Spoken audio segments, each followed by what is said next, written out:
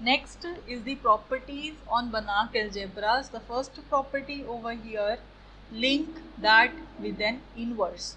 So it says that if A is any complex Banach algebra having identity as E, and we have some element x belonging to that algebra which satisfies the condition of norm of x less than 1, then we say E minus x is invertible, and this inverse is calculated by the expression E plus summation xj, where j now varies from 1 to infinity.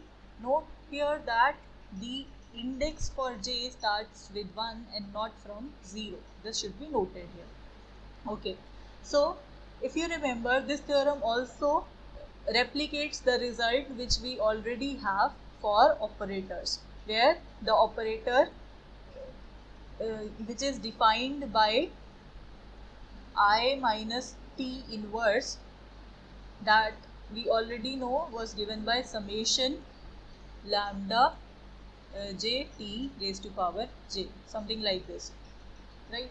So corresponding to this, we have a similar results for Banach algebras. So let's see the proof here. So here, because in Banach algebras we have the result norm of xy less than equal to norm of x, norm of y. So therefore, applying this result onto norm of x to the power j. Now what is this thing? This is x multiplied to itself j times, and so we can apply this result onto this expression so that we have less than equal to norm of x j times. So we can write this quantity as x to the power j. So you have norm of x to the power j less than equal to the norm of x raised to power j, right? This result. So now what we are given norm of x less than 1. So therefore norm of x to the power j would obviously be less than 1. Why? Because this thing is less than this thing, and what is this thing? This is less than 1 to the power j, which is 1 only. So from here we have this result, and if this is the result, norm of j is less than 1, so therefore summation norm of xj would converge, because it would be an infinite GP series, geometric series, where the common ratio has magnitude less than 1. So therefore we say this series converges absolutely. Which series? The series given by star. This series. This converges absolutely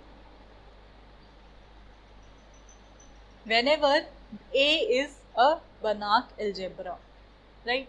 So now we consider the right hand side, which is E plus summation of xj's, to be the sum as S. Next we prove that this S, which is the right hand side of the equation star, is equal to the left hand side. So we prove that the inverse of E minus x is equal to S. So to show that, what we do, we multiply both of these so that we may get identity if both of these are the inverses of each other. So we consider E minus x into S. So this thing would be equal to S into E minus x. Why? Because we are now in the Banach algebra. So this thing is equal to this thing. However, we start from E minus x into S. Proceed like this. We have substituted the definition for S, which was E plus summation of xj. So when you open up the summation of xj, it would be this, and then this thing is equal to S into E minus x. So there is no problem. This term is what? This is your E minus x into S. And what is this term? This is S into E minus x. So now what you can do, you can multiply the individual terms. So you have E minus x from the first term. From the second term you would have x minus x square. From the third you would have plus x square minus x cube, and so on. So you see all of these terms, they cancel each other, and you are only left with E minus x to the power n plus 1. So therefore you obtain E minus x into S as equal to E minus x to the power n plus 1. Now because the norm of x is given to be less than 1, so that means if you tend this n towards infinity, the norm of the norm raised to infinite power whenever it is less than 1 would obviously tend towards 0. This is quite obvious. So from here we can write e minus x into s as equal to s into e minus x as equal to e, right? Because this term now becomes equal to 0.